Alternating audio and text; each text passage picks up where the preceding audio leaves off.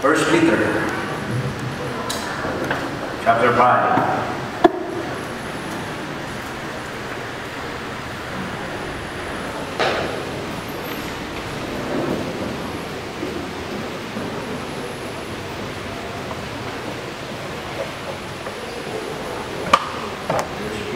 Chapter 5.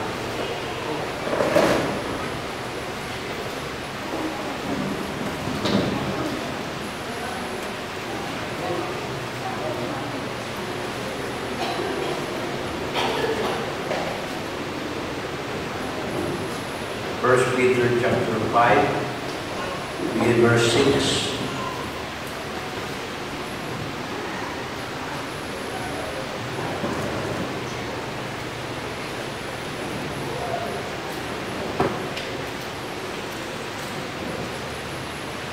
Sign po yung lang susundan. Humble yourself. Therefore, under the mighty hand of God, that He may exalt you in due time, casting all your care upon Him, for He careth for you. Ayos mo din manalangin. Pagpala ng Diyos, salamat po. Karabasang po sa kita. Nangin namin, Panginoon, na kami, gawan mo po kami, Panginoon, nawaan ang iyong puso kita, gamitin mo po ang iyong lingkod, maging medium, Panginoon, ang mensahe ng gusto mo po ipagdala sa bawat sasakit. Inataas po namin kayo, Panginoon. Salamat po sa mga pagpapagal. Ito po ay aming hiniling sa pangalan ni Jesus. Amen. Simple na po ang mensahe is about humbling ourselves. Sabi niya na, humble yourselves. Therefore, under the mighty hand of God, that He may exalt you in due season. Sa simple lang po sinasabi ng Panginoon, kung gusto mong tumaas, kailangan matutunan mo muna bumaba. Amen? Na hindi dapat tayo magtataas sa ating sarili, let God do it for us. Di ba?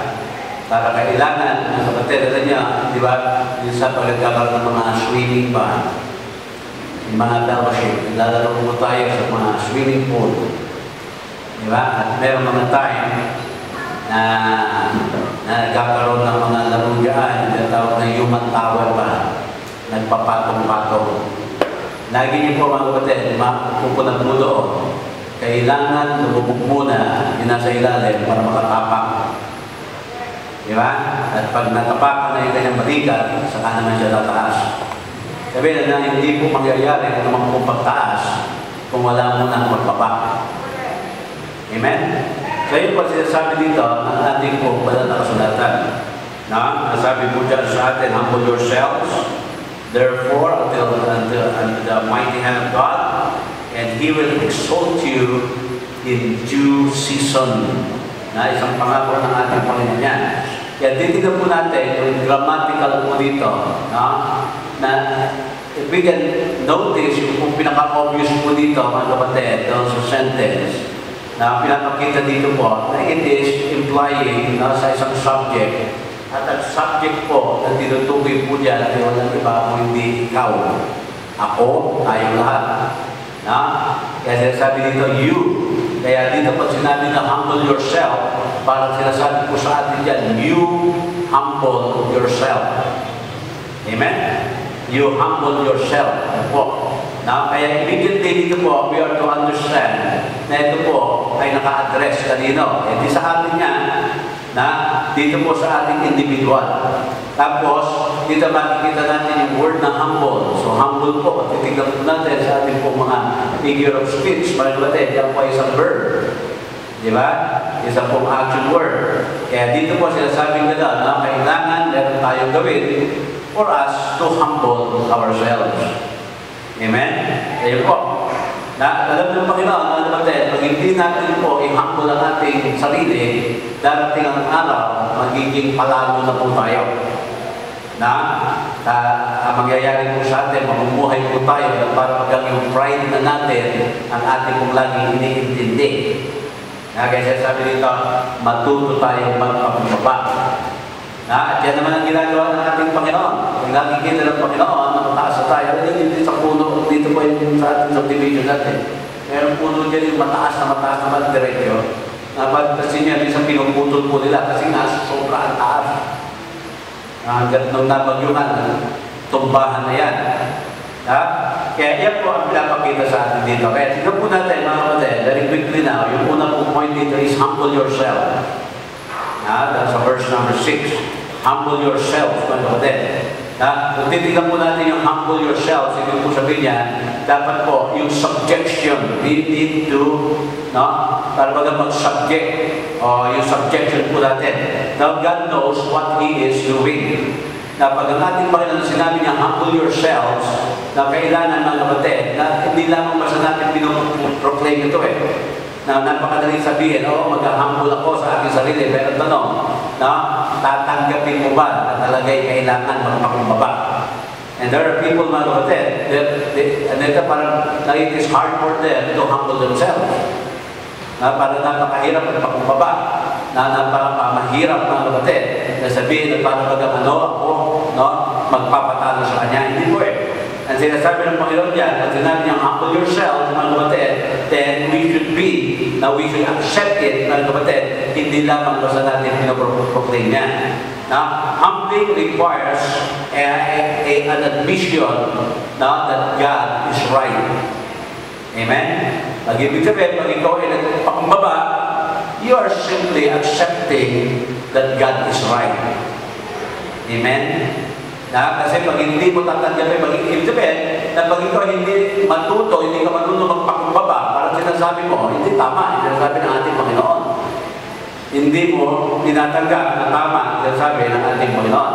Kaya tingnan nyo, are you a loyal subject that accept na yung ruling of the king, na yung king ay lagi po tama? May kasabihan, basta utos daw ng hari, hindi raw nababalik yan. So, pag in-accept natin na God is right, na tinatanggap rin natin na God's way is the only right way. Tama po yan? Now, God's way is the only right way. Now, wala po dapat kaduda-duda po yan sa isang mananampalataya. Na ang paraan ng Diyos, yan po ang laging tama na paraan. Na madaling sabi, mga kapatid, pag ikaw ay lilihis at hindi susunod sa paraan ng Diyos, nakakalamang mali na yung ating dinadaanan. Kaya po, kaya hindi siguro na para pag sinabi natin, if we resist God's way, na ano po ang nangyayari po dyan? Para nangyayari, sinasabi natin, we are proud of ourselves, na sinasabi natin, we are always right. Yan po. Now, Acts 7:51. Acts chapter 5, 7:51. Acts chapter 5, 7:51. Sabi dito, ye stiff-neck and uncircumcised in heart and ears, ye do always resist the Holy Ghost, as your fathers did, so do ye. Sabi sabihin, ayaw mo mag-humble ng kanyang sarili. Meron pa mga stiff-neck yan. At tinawag ng Panginoon yan, mga uncircumcised in heart and in ears. Ano ba yung uncircumcised? Alam niyo po, alam niya tayo yung circumcision, yung breaking of the foreskin, di ba? Na hinihiwa po yung foreskin na yan. Kaya, yan po yung kanilang seremonya na ginagawa ng mga Hudyo, na ang isang Hudyo ay dapat po nagpapa-circumcise. Yan, kasama po sa kanilang seremonya po yan. Ano po? Meron po sinasabi ng ating Panginoon na meron din po breaking, not the foreskin, but breaking of the heart. Kaya sabi dito, kayong mga uncircumcised sa inyong mga puso. Sabi sabihin na, yung inyong mga puso ay sobrang tigas na hindi man lang magalaw ng ating Panginoon. Amen? Diba? Pag may stiff-neck ka, hindi ka basta makakaganon-ganon. iisa lang yung diretsyon kasi masakit. Ayan. Kaya sinasabi dito sa ating Panginoon, mga kapatid, pag ayaw natin sumunod at ayaw natin tanggapin na ang paraan ng Diyos ay tamang paraan, then we are now the same as yung mga Jew noong araw na talagang uncircumcised ang kanilang mga puso. Amen? Kaya po. Kaya yung may talaga dito po, pinapakita sa atin na kailangan maintindihan natin ng tama kung ano sinasabi ng Panginoon. Malungkot mga kapatid, hindi lang basta sa pagkakaintindi ang issue po dito. Ang issue po dito mga kapatid, matapos mo maintindihan ang gusto ng Diyos, yung tamang paraan ng Diyos, ang tanong, doon ka ba dadaan sa daanan na inihanda ng ating Panginoon? Yan? Minsan mga kapatid, ang ginagawa po natin, na tayo po ay parang gumagawa ng sarili nating daanan. Nagkakaroon tayo ng diskarte para sa sarili nating buhay na samantalang mga kapatid, meron na po na inilagay at ginawa ang Panginoon sa atin na dapat natin nakakit sa landas, ang gagawin na lang po natin ay sundin ang kanyang mga sinasabi. Ano po? Kaya dito pinapakita sa atin na dapat po na sundin natin ang sinabi ng Panginoon, humble yourself. Alam niyo ba na yung mga tao na humble lamang ang sumusunod sa turo? Kasi yung mga proud people, lalo na po yung mga capable, ano yung mahirap turuan ng tao, yung mga capable na tao Because sometimes they thought that they knew everything, kaya wala ka nang dapat ituro sa kanya kasi alam niya na raw lahat ng bagay. Yan po yung mga philosopher, mga kapatid, na gusto ng Panginoon timagin ang kanilang paniniwala sa Bible. Kaya yung si Kristo, 12 anyos pa lamang, mga kapatid, na nakipagdebate itong si Kristo at the age of 12 sa mga philosophers at nagtataka sila, bakit napakagaling ng wisdom nitong si Jesus Christ samantalang siya ay 12 taong gulang pa lamang. Kaya alam natin kung bakit. Pero yung mga philosophers mo na hindi nila alam kung bakit. Amen? Kaya yan po ang pinapakita po sa atin. Magiging po sila Peter and John, nakipagdebate rin sa Acts chapter 4, nakipagdebate rin sila sa mga philosophers. At nag-marvel yung mga philosophers na yan. Sabi na nila, ano bang klaseng tao itong mga ito?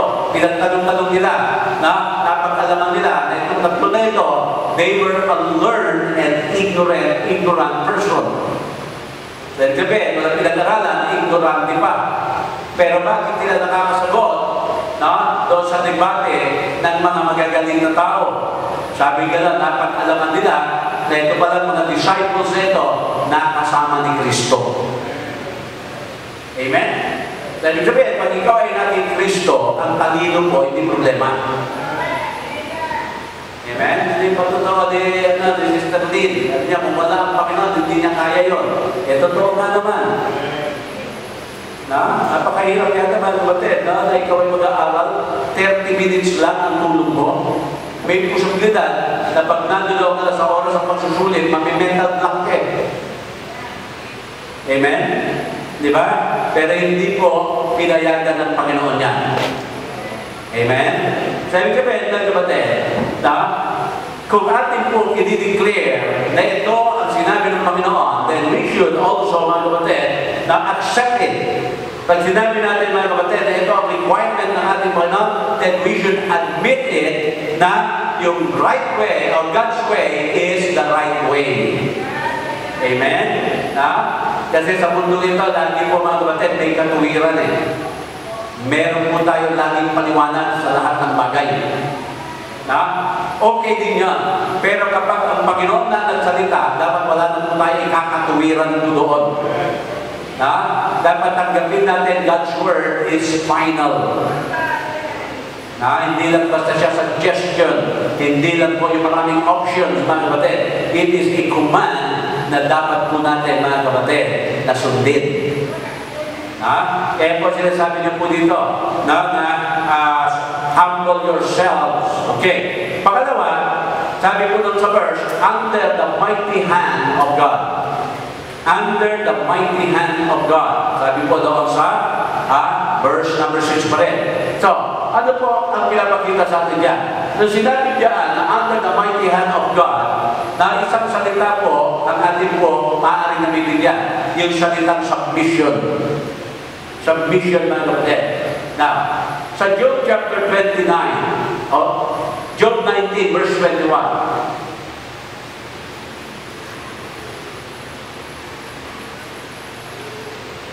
okay. Sabi dito, have pity upon me.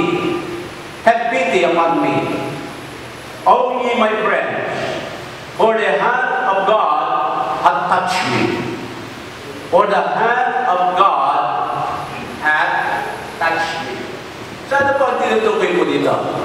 Yung kamay ng ating Panginoon. Yeah? Pag sinabi po natin, yung mga praise na sinasabi natin, kamay na ng Panginoon yan, ibig sabihin, kumikilos ang Panginoon. Now, it is not our own ability, but we give it all to God at sinasabi natin, hayaan na natin ang kamay ng Diyos. Amen? Kaya sabi dito, humble yourselves under the mighty hand of God. Alam niyo po, ang nation Israel, una po, the nation Israel, mga kapatid, they cried na umiyak sila sa Panginoon kasi gusto nila ng deliverer. Di ba? They cried for deliverer. Then later on, they cried because of the deliverer. Nanghingi sila na mag-deliver sa kanila, nang binigyan naman sila, mga kapatid, nagre-reklamo naman sila doon sa naging deliverer nila. Di ba? Alam niyo yung istorya nitong nation Israel, dinala sila sa wilderness, nagreklamo na wala daw masarap na tubig doon. Yung mapait na tubig, naging matamis. Wala daw sila makakain doon. Umulan ng mana everyday para may makain po sila at sa kanilang mga pamilya. Sa madaling sabi, mga kapatid, gusto nilang makakawala sa pagkakaalipin at nung may pinadala ang Panginoon, natutulong sa kanila para makalaya sa pagkakaalipin, ang nangyari, yun naman pong deliverer nila ang kanila po inirereklamo. Bakit kanina lang kami dito sa wilderness? Bakit kapurmana na lang? Bakit ba walang mga karne na dapat pwede namin kainin dito? Bakit gano'n? Bakit ganyan? So, ibig sabihin, mga kapatid, wala submission. Amen? Kaya dito po pinapakita sa atin na sometimes we ask God, na sabi natin, Lord, tulungan mo po ako sa aking problema. Lord, tulungan mo po ako sa aking mga pangangailangan. Di ba? Now, mga kapatid, for sure, God will answer our prayer. Tama? Kasi sabi ng Panginoon, call unto me and I will answer thee. Di ba? Kaya ang tanong, eto po, pag sinagot ba ng Panginoon ang ating panalangin, tatanggapin ba natin yung method ng Panginoon para ikaw ay matulungan niya? Naba niyo po? Kasi mga kapatid, minsan, we ask God for help. Then God help us using God's method. Kaso ang nangyari, ang gusto natin, hindi yung method ng Panginoon, ang gusto mo, yung sarili mong method. Para sinabi mo, Lord, bigyan mo naman po ako ng 10,000 pesos. Okay, bibigyan kita ng 10,000 pesos, pero kailangan magtrabaho ka. Yan ang method ng Panginoon. Ano sasabihin mo? Lord, ayaw ko po ng trabaho. Gusto ko lang yung 10,000. Hindi ubra po yun. Diba, amen? If you ask God to help you, then you need to accept also whatever method na ibibigay ng Panginoon sa atin. Sabi kami, mga kapatid, though alam natin na God will answer prayer, God will bless us, pero mga kapatid, siyempre po, you need to pay the price.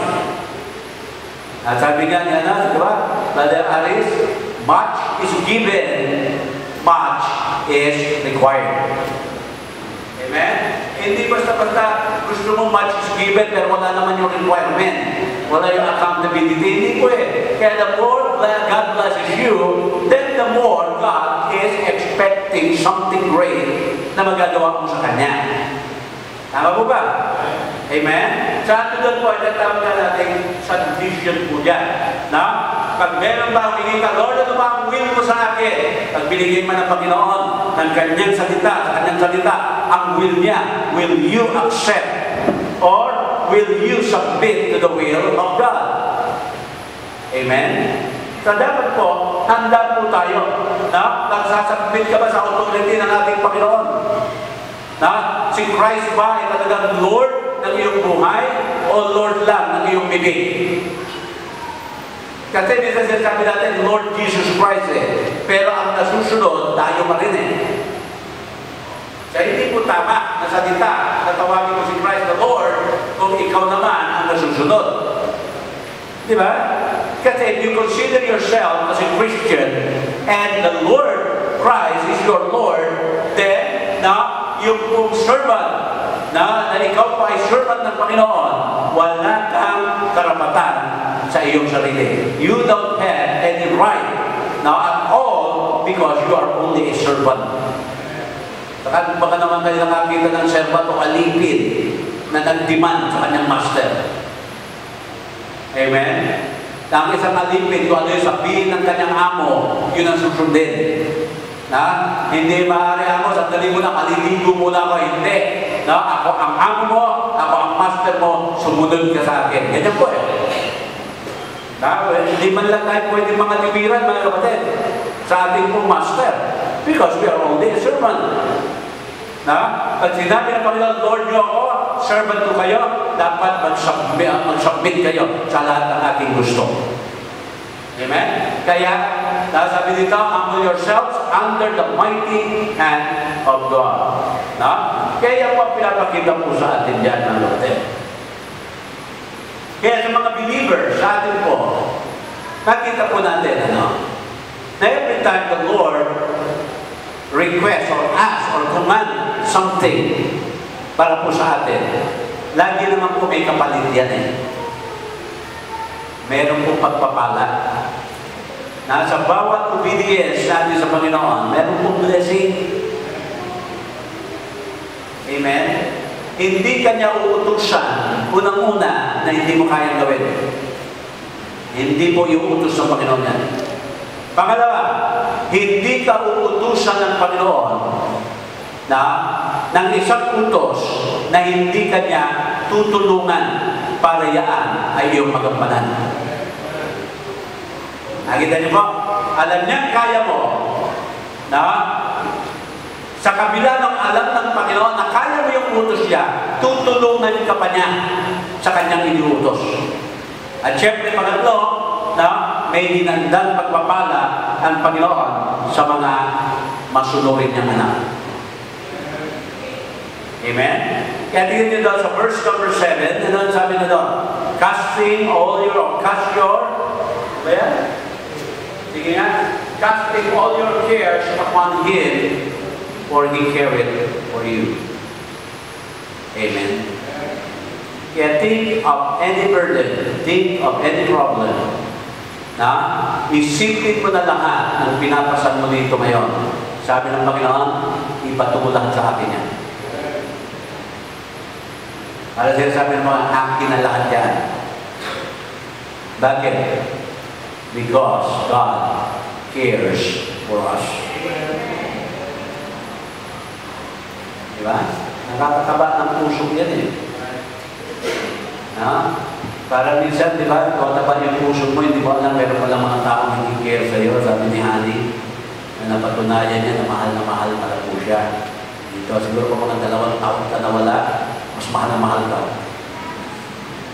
Di ba, amen? Magugulat ka na lang, di ba, amen? Paano sabi dito ng Panginoon, I care for you? Dapat mas lalo tayo sasaya. Di ba, amen? Mas lalo tayong sisigla. Lahat po yan, paano natin mapagdaan? Humble yourself. Pag sinabing humble yourself, tanggapin mo na God is right sa lahat ng kanyang pagkakalimutan.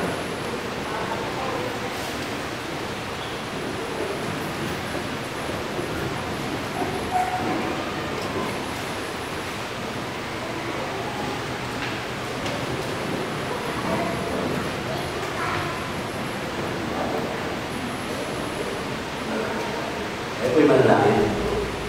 Salamat, Panginoon, sa aming pagdadaralan ng salita. Sabi mo nga, humble yourselves under the mighty hand of God. Kaya, Panginoon, alangin mo kami ngayon.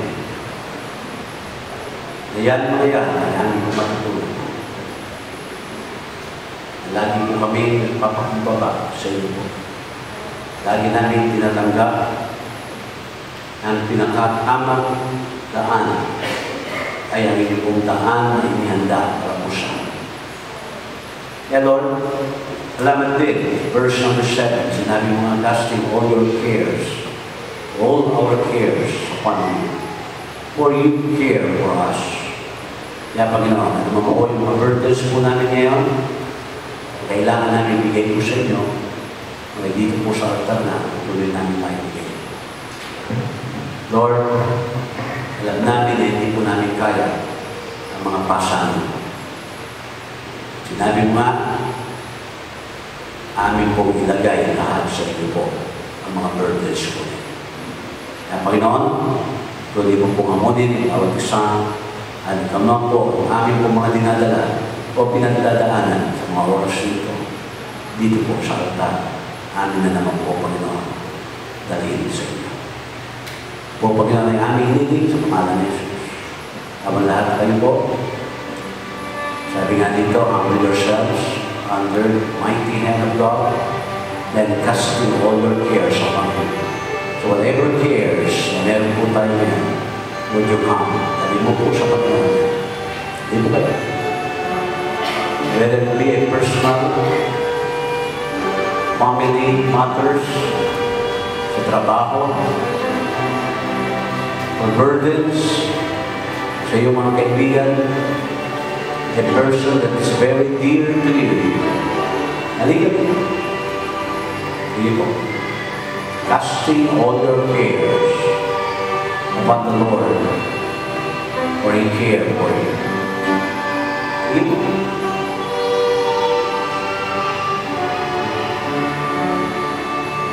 Tinatanggap mo ba ang paraan ng Diyos ang pinaka-best way para sa iyo? Legally, you commit your life, commit yourself. God knows what is good for us.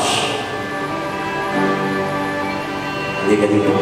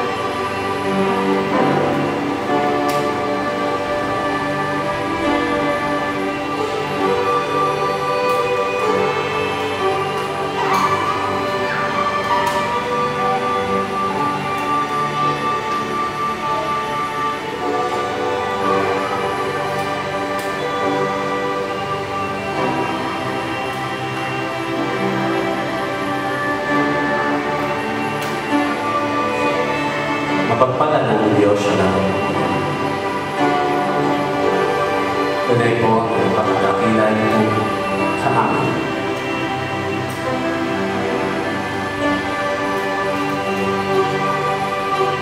Lord, amin naman po malaman na you really care for us. Napakalaking tulong na po sa amin yan. Pero sinabi mo pa, kung naman po ang aming po mga alalahanin sa mundo ito, ay ibigay ibibigay lamang namin sa iyo. Lord, alam po namin, gusto niyo pong pag-aangin ang aming buhay sa mundo. Hanggang meron mga pagkakataon sa aming buhay, kami mismo ang nagiging dahilan kung bakit po nagiging mabigat ang aming pagpasyon. Pero Panginoon, salamat po. Maging mag-aamo, mabigat man ang aming pasyon. Nandiyan pa rin po ang inyong pong pag-aalala. Nandiyan po pa rin po, Panginoon, ang inyong pong pagmamahal sa amin. Sinasabi mo nga, lahat ng aming pong pasyon ay aming binibigay sa iyo. Lord, salamat po sa pag-ibig mo po. Salamat, Panginoon. Pagkat lagi ka po nalagyan. Kaya, Panginoon, tulungan mo po kami. Lagi magpakumbaba po sa iyo. Lagi po kami magsambit sa iyo po. Na amin po pag-amin na kayo po at ang paraan niyo po ang pinaka-perfectong daan para po sa amin. Lord, salamat po rin sa mga anak mo po nagsulapit po ngayon. Ano man ang kanila pong masanin, ano man ang kanila pong mga dahilan sa paglalapit at panalangin, bigyan mo po, Panginoon, ito po ang katugunan. Marahil ito po yung panalangin sa isa pong kaibigan, pamilya, mahal sa buhay, anak buhay, eskwelahan, o ano man, Panginoon. Salamat po sa inyo, Diyos. Lahat po ng ito ay aming hinihiling at pinasalamatan sa pangalan ng aming Panginoon sa Kristo. Amen. Amen.